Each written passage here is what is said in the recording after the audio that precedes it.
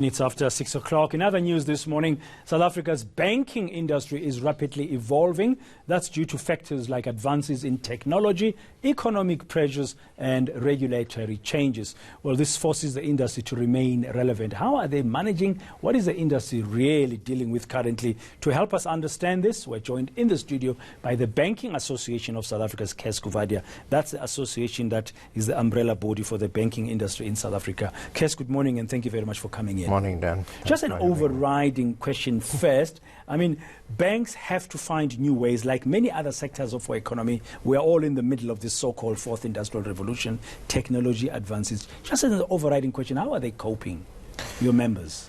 Well, they're coping well. I think that we are obviously dealing with the technological advances. These are things that are happening that are basically driven by customers wanting different types of services, driven by a younger base of customers that want services now, and they want it wherever they are. And so the fourth industrial revolution is part of this.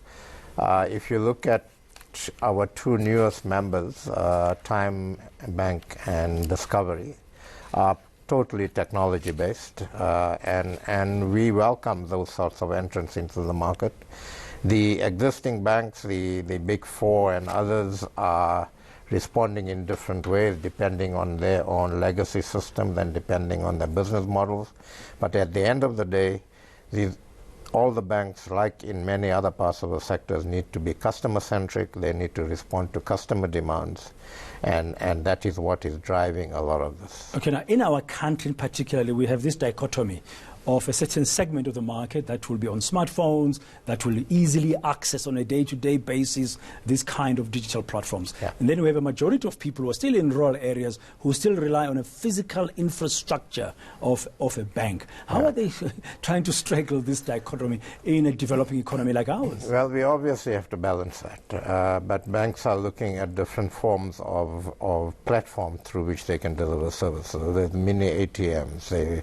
They've got interaction with some spaza shops in some areas to actually deliver some sort of banking services through those. Then where obviously networks are available and so on, then it's cell phone and internet banking. Some still use branches, but the bottom line is that what banks have to do now is looking at the multiplicity of platforms. In the old days it was branches. We all walked into branches to do our banking. Today, it's a multiplicity of platforms, different platforms to actually respond to and service different segments of the market. Are there lessons for our banks? Okay, the newcomers, you've mentioned Time Bank and there's Discovery Bank. One is also head of a bank called Zero Bank. Yes. That's in the making, that's coming up. But you look at countries like Kenya, for example, where the M-Pesa app was successful, right deep into rural areas, but apparently it's not succeeding in South Africa. Well, M-Pesa was launched by a cell phone company, not by a bank, right? M-Pesa was tried in South Africa. It was linked to one of the banks. I think that in an environment where the banking sector is not as sophisticated as ours, where the regulatory environment is not as... We are at the cutting edge of international best practice when it comes to banking regulation. In Kenya, what happened was that a cell phone company launched M-Pesa.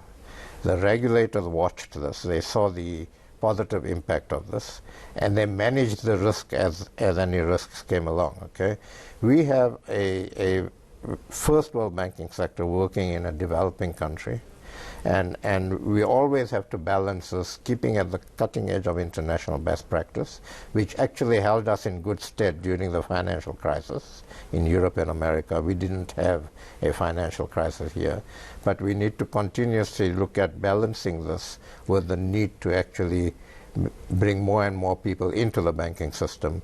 Inclusive banking is a very big issue for all the banks today, so that we bring more and more people into the banking system and through that into the economy. Is it a fair assessment to say the newcomers who are digitalizing right from the word-go are only serving the middle market upwards instead of your low-income groups? Well, yes and no. So for instance, I was at the launch a few months ago of a group called Hello Pesa that partnered with Sesfin.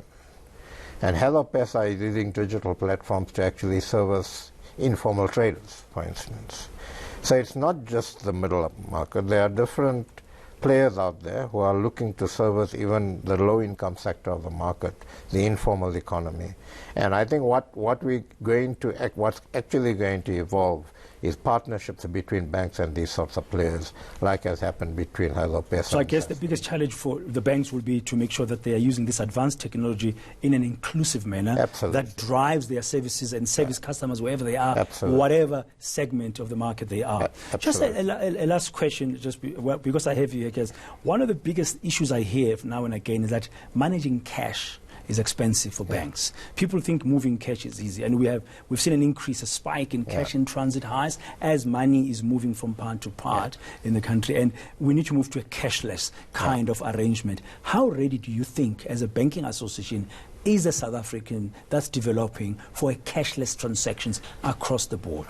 Are we ready now? No.